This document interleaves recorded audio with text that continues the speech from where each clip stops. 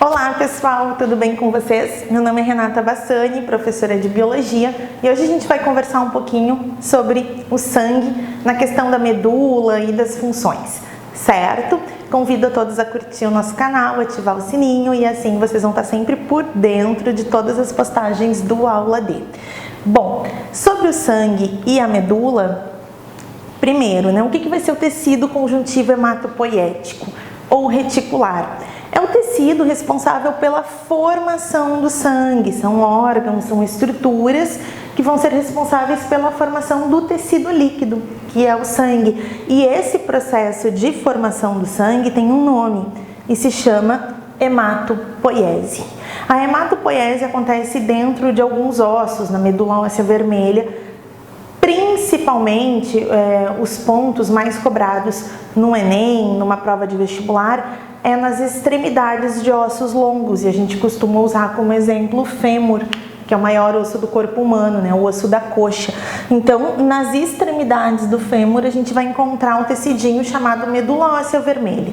E aqui nós temos a fabricação de células sanguíneas. Na verdade, a medula óssea vermelha ela vai ter duas linhagens celulares, as mieloides, que vão formar células como hemácias, neutrófilos e outros glóbulos brancos, e plaquetas, que na verdade são fragmentos de células, e depois num outro vídeo, num outro momento, a gente vai conversar sobre elas.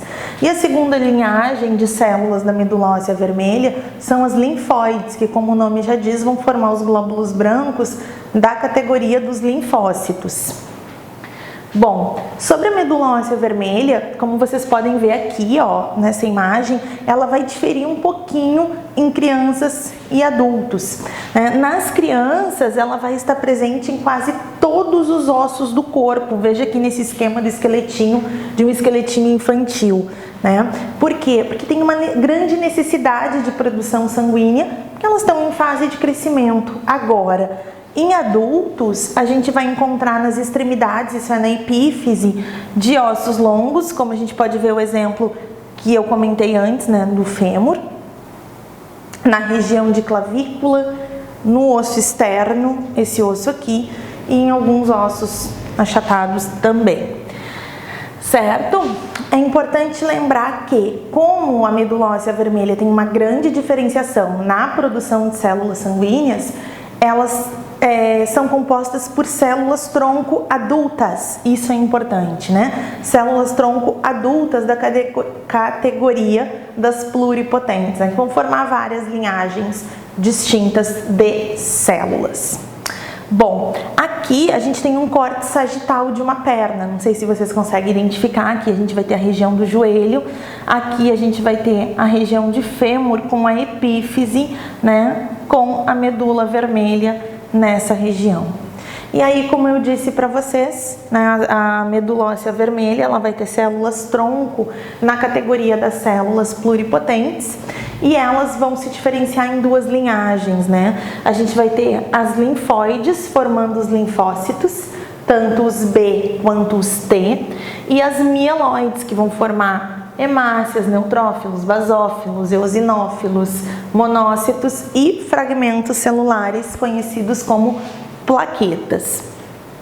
Bom, vocês já devem ter ouvido falar em transplante de medula óssea vermelha. Num caso de leucemia, por exemplo, não adianta fazer uma transfusão, tem que trocar, diríamos assim, entre aspas, a fábrica de sangue do corpo. Então, se faz o transplante de medula. Para ver se existe compatibilidade, é feito um teste de medula óssea, um exame de medula óssea.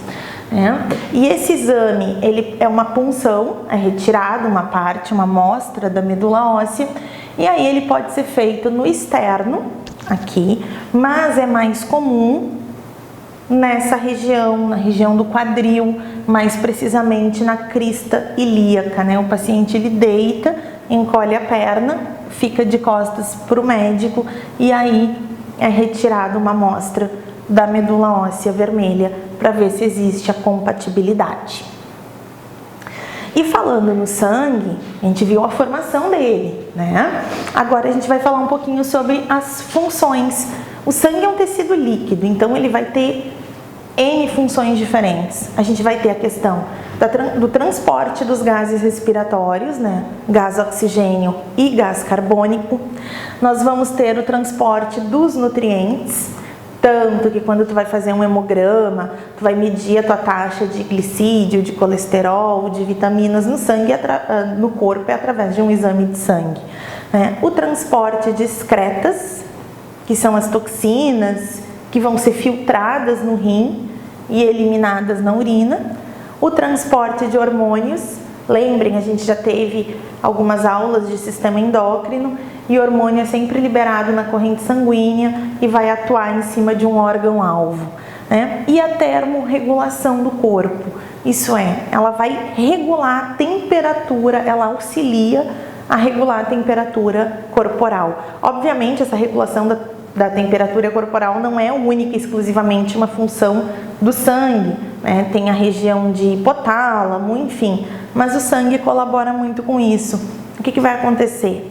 Graças à ação de hormônios e mediadores químicos, ocorre uma vasodilatação periférica. Isso é, os vasinhos na periferia do nosso corpo, eles tendem a dilatar. E ao fazer essa dilatação, aumenta o fluxo sanguíneo na periferia do corpo e a gente perde calor. Por isso que as pessoas geralmente, quando fazem exercício físico muito intenso, ficam com a face vermelha, certo? Bom, sobre a medula e as funções do sangue era isso. Aguardo vocês no próximo vídeo para a gente continuar o assunto. Certo, pessoal? Até mais!